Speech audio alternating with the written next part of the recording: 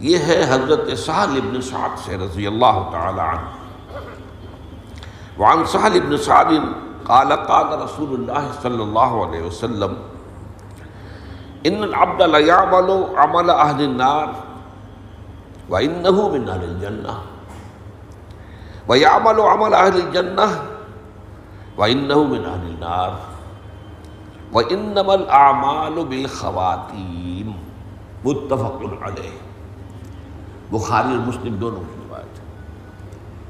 اس روایت کا ترجمہ کیا ہے کہ کوئی شخص عمل کرتا ہے جہنمیوں کے سے لیکن حقیقت میں وہ جنتی ہوتا ہے، اور کوئی شخص عمل کرتا ہے جہنمیوں کے سے لیکن حقیقت میں وہ جو ہے وہ جنت میں سے ہوتا ہے، عمل اہل جنت کرتا ہے لیکن جہنمی ہوتا ہے۔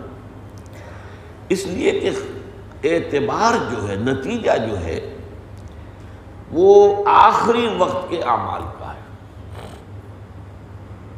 زندگی کا آخری حصہ کس کیفیت میں گزرا ہے، فیصلہ کن وہ ہے۔ تو اب یہ وہی مفہوم ہے جو اس حدیث کا ہے، لیکن یہ کہ میں اس کا جو سبق ہے، جو جس کو آپ انگریزی میں کہتے ہیں مورل لیسن، کہ ایک کہانی ہم نے پڑھی کہ ابتدا میں میٹرک کے زمانے میں یہ کہانی تھی، اس کہانی کا مورل لیسن کیا، اس سے اخلاقی سبق کیا ملتا؟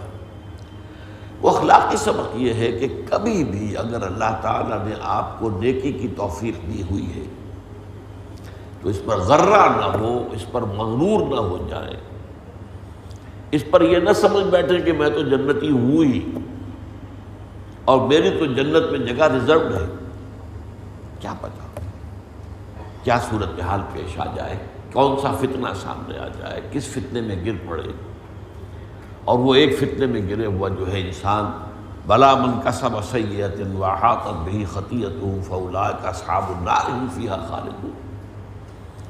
اگر ایک بڑا گناہ بھی جان بوجھ کر کیا اور اس پر ڈیرا لگا لیا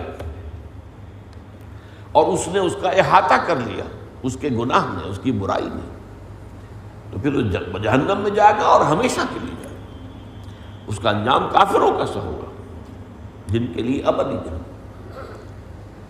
اور دوسری طرف یہ ہے کہ اگر آپ دیکھتے ہیں کسی شخص کو وہ بدکار ہے، غلط کار ہے، تو اس کی بدی سے تو نفرت ہو، اس سے شخصاً نفرت نہ ہو۔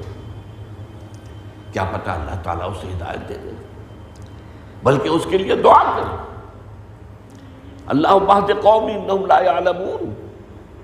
انبیاء اور رسول کی سنت تو یہ ہے کہ جو انہیں ایذا پہنچاتے تھے ان کے بارے میں بھی دعا کرتے تھے، اے اللہ ان کو ہدایت دے، میری قوم کو، انہیں علم نہیں ہے کہ یہ کیا کر رہے ہیں، انہیں علم حاصل نہیں ہے کہ اصل زندگی آخرت کی زندگی ہے اور اس دنیا کے اعمال کا نتائج وہاں نکلنے والے ہیں۔ تو یہ دو طرفہ معاملہ ہونا چاہیے کہ کبھی اپنی نیکی پر غرہ نہ ہو اور یہ نہ سمجھ لے انسان کہ میں تو ہر حال میں جنتی ہوں۔ اس میں تو ایک انتہائی بات ہے جو حضرت ابوبکر نے فرمائی رضی اللہ تعالیٰ عنہ، کہ اگر مجھے یہ بتا دیا جائے کہ تمام انسان جہنم میں جائیں گے سوائے ایک آدمی کے، تب بھی مجھے یہ امید ہوگی کہ شاید وہ ایک آدمی میں ہی ہوں۔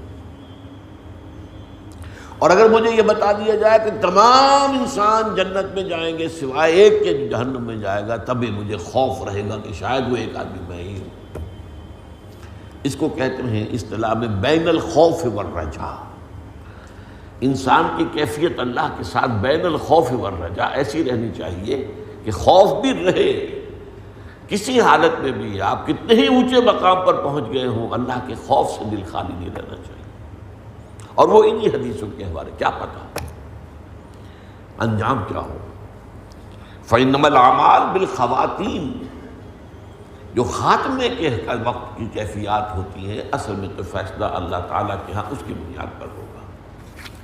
اب آئیے آج کا جو سبق ہے بہت اہم مضمون ہے۔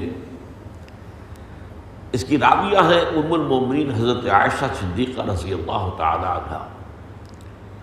آپ کو معلوم ہے کہ حضور کی نہایت چہیتی اہلیہ، نہایت چہیتی محبوب، اور پھر یہ کہ بہت بڑی صاحب علم، فقہائے صحابہ میں شمار ہے۔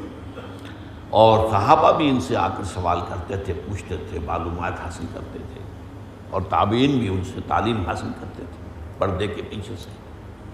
عورتوں میں تو ظاہر بات ہے کہ ان کا علم جو ہے پھیلا ہے، اور بہت بڑی بات یہ ہے کہ حضور کی جو ازدواجی زندگی تھی، اب ظاہر بات ہے کہ وہ زندگی تو دنیا کے سامنے نہیں ہوتی، لیکن وہ انسانی زندگی کا ایک حصہ ہے، اس کے بارے میں بھی ہدایت تو درکار ہے۔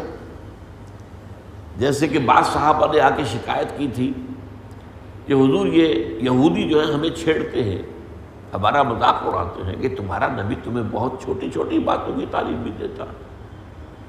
آپ نے فرمایا کہو ہاں، ہمارا نبی تو ہمیں استنجا لینا بھی سکھاتا ہے، وہ بھی ضروری ہے، طہارت ہے، طہارت ہی پر تو تمام عبادات کا دار و مدار۔